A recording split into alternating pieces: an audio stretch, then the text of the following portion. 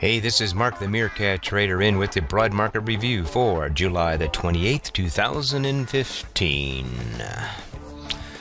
Viva Las Vegas! So, just took an all-night flight back from Las Vegas, leading a very inspiring 301 mentoring course.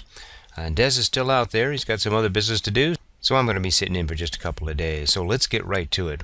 It was a boom market today. That's right, we had a big, huge rebound. But let's take a look at the numbers. The SPY was up 1.2%. We got the Dow up 1.08%.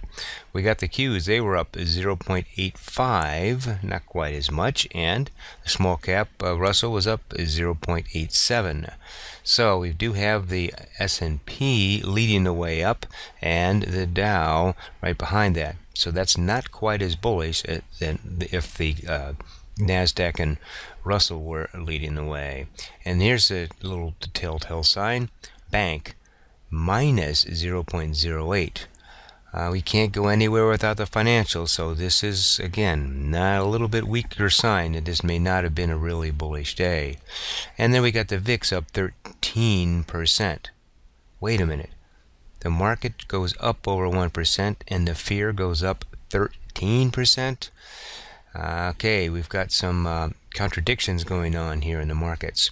Now, why did the markets take off? No one knows exactly, but right about 10:30, the oil futures started to take off, and then all of a sudden the market started going with it. It was struggling early, but then from 10:30 on, it just started to rise with oil, and it was up 1.2% in oil.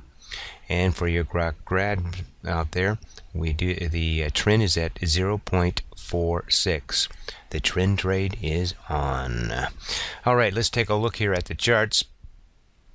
Here's the S&P 500 daily, shown in the SPY, the spider for it.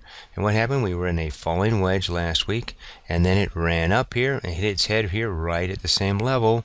And then it fell right to the 200 period moving average, also known as Big Red, right? And then today, kaboom! And again, it opened here, and it really struggled early, and then it took off, and it closed near its highs of day. That's on the S&P 500. Let's take a look at the Dow. It's pretty much the same thing here. Let's get a little bigger here. And again, it went up last week, and then bam, bam, bam, bam. And now it's rising back up, but it is below its 200 period moving average. One thing about the Dow, it's in a broadening pattern, which is bearish. The NASDAQ's looking a little bit more bullish, and it broke out to all new time highs when it came up, and it pulled back here to the 50 moving average on the daily chart. A nice little bounce there. Again, we can expand a little bit, and you can see a nice little bounce here. And again, volume has been very good on all the markets. I hadn't noted that before. And then here's the Russells. Okay, I see a little problem with the Russells here. You see, we connect these up here, and then we draw a parallel line down here. What does that mean? We're in a downtrend on the small cap Russells. And they're the ones that tend to lead the way because they're a little bit more volatile. And so, and it's right here at its 200 period moving average.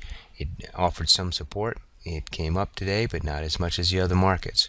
And look at the volume. Big volume on that. So there is a lot of worth to this one, but look, it pierced all the way down here before they brought it back up. So that does look a little bit more bullish, but it is in a downtrend. So we have mixed markets out there. There's one other thing that concerns me. Let's go to the SPY weekly chart.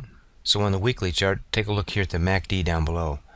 We're getting lower swing highs, and we were getting higher swing highs on the price action. So that's thunder in the distance. And look at this. We connect the tops here on a weekly chart, and then here, and then here, and now here.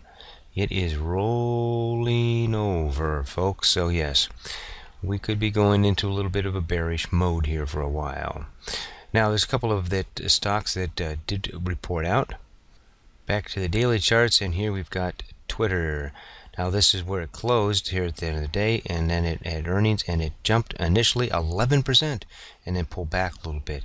It busted through earnings today. GILD, this one too, but very positive earnings, and it traded up to 118, 119 for a little while, and then pull back to 115. So about a 2-punt gain there, and we'll see how that holds. But the one that missed was good old Yelp. Well, Yelp has kind of been in trouble here anyway. Yelp needs help, and then it just smashed down because it missed. Just a few cents off, but that's all it takes, right? And it just got crushed here at post market. So tomorrow, Wednesday, the Fed has been meeting the last couple of days, and they will do their announcement at 2 p.m. Eastern Time. My recommendation is that you invest 100% in SOH. That's right, SOH. Sit on your hands. You will get whipshot all over the place if they do announce something of a significance, or nothing will happen at all. So just like with Twitter initially, it did go up 11% and then pulled way back to just a 5% gain.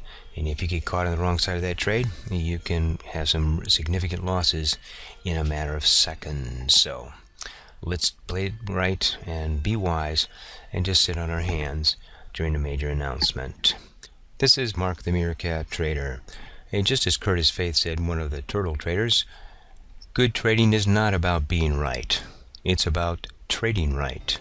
If you want to be a successful trader, you need to think of the long run and ignore the outcomes of individual trades. Trade well.